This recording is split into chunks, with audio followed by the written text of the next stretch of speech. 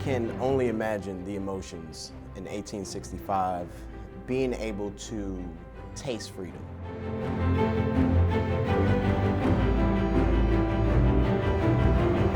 Juneteenth is such a landmark of really a celebration, because it's really the foundation of family cookouts, family gatherings, right? And so a lot of the inertia around Juneteenth was, where's my family now that we're free? How can we be together, eat together, grow together, now that we have this ability to convene?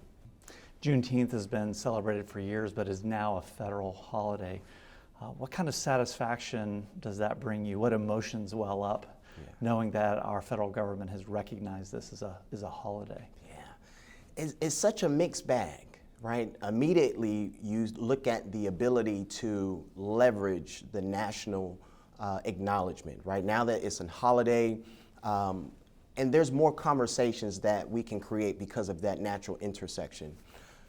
But also, unfortunately, we see policy that's going on as we speak that is removing the ability to learn why it's a holiday, right? And so there is that conflicting potential solution that we see just by the acknowledgement. But here at the Civil Rights Institute, we definitely see the ability to leverage that, because in such a time to where technology provides so much information, there is a need to be able to know how to filter the misinformation and what's factual information.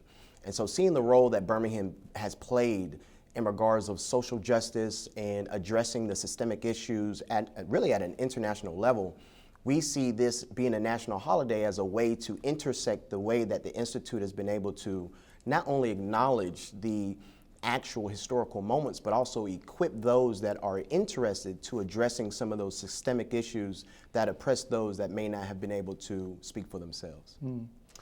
June 19th, 1865, it's been nearly 160 years. Wow. Isaac, what gives you encouragement? What gives you hope for the future? You know, what gives me hope is seeing the smiling faces, being able to look at history and obviously see the changes.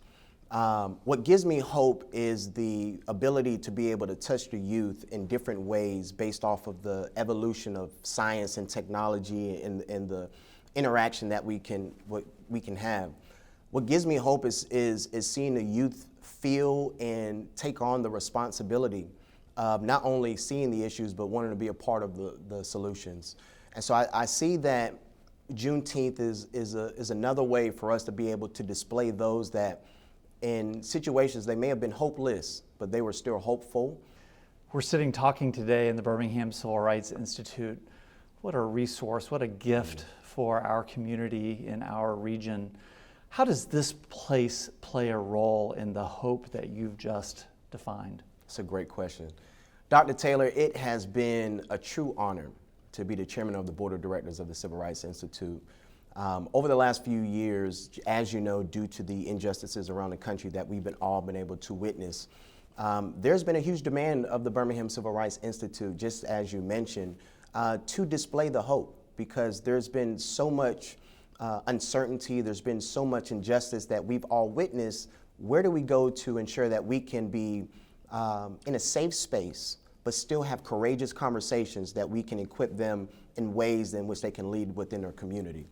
So through our thousands of archives that we have here at the Birmingham Civil Rights Institute to acknowledge what has literally happened in Birmingham and how that propelled magnificent movements across the country and also across the globe, looking at the ways in which we inspire and educate through our programming and our exhibits.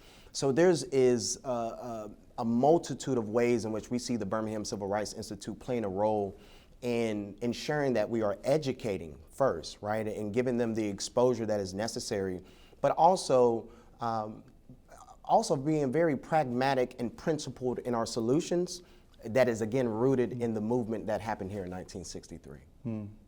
Isaac Cooper, I'm so grateful for you, for your friendship, for your support for Samford, and for your leadership of this fine institution in our region. Thank you very much. Thank you, Dr.